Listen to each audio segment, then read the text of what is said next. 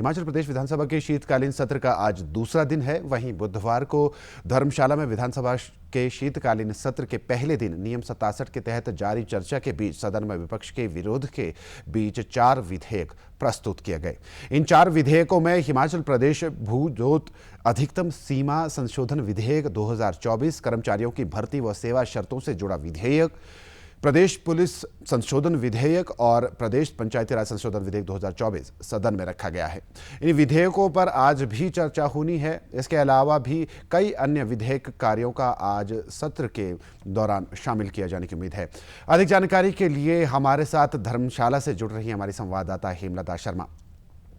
जी हेमलता, किस तरह की आज कार्यवाही होने जा रही है विधानसभा के शीतकालीन सत्र के दूसरे दिन की अगर बात की जाए? बिल्कुल कुलदीप, सुप्रभात। आज विधानसभा शीतकालीन सत्र का दूसरा दिन है और 11 बजे से सदन की कार्यवाही शुरू होगी। आज की कार्यवाही की अगर हम बात करें तो पिछले कल विपक्ष द्वारा नियम 67 के तहत काम रोको प्रस्ताव लाया गया और भ्रष्टाचार, कथित भ्रष्टाचार इसे हम कह सकते हैं, मामले पर चर्चा जारी है और आज भी ये चर्चा जारी रहेगी क्योंकि बहुत सारे ऐसे विधायक हैं जिनका इस चर्चा में भाग लेना अभी बाकी है।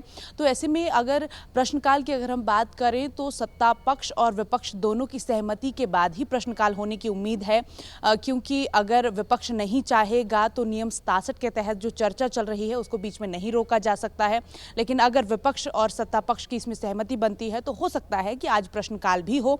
इसके अलावा अगर विधेयकों की बात करें तो पिछले कल जो 4 विधेयक लाए गए थे, जिसमें अभी आपने जिक्र किया लैंड सीलिंग एक्ट के साथ साथ पंचायती राज से संबंधित भी और 2 और भी एक विधेयक हैं जिन पर आज चर्चा होनी है। इसके अलावा मुख्यमंत्री सुखविंदर सिंह सुक्खू आज सदन में कुछ और विधेयक भी प्रस्तुत कर सकते हैं।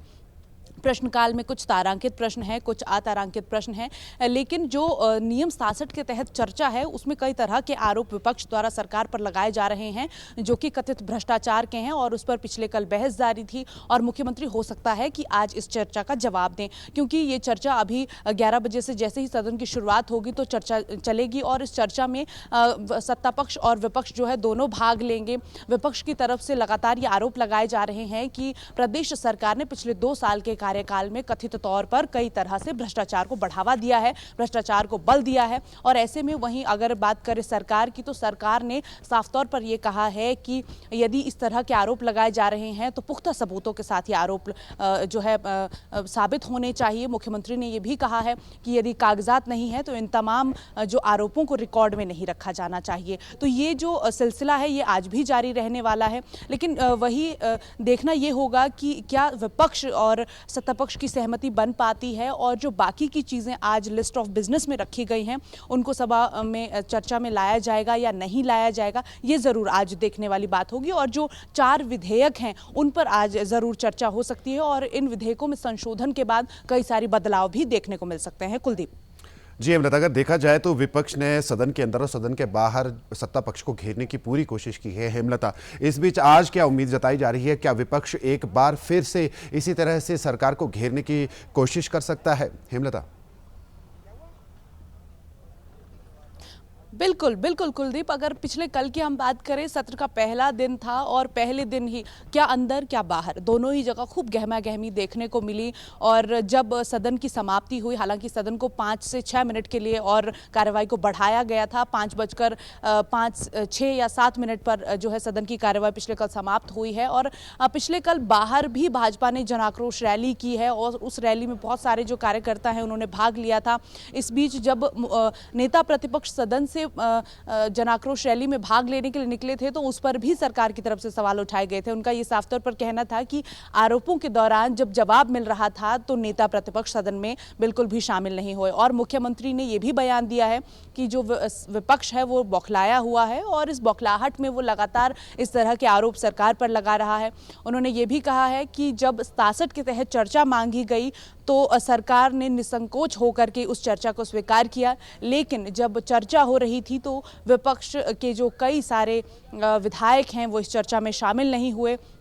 तो इस बात को लेकर के भी खुद सरकार की तरफ से ये सवाल उठाए जा रहे हैं।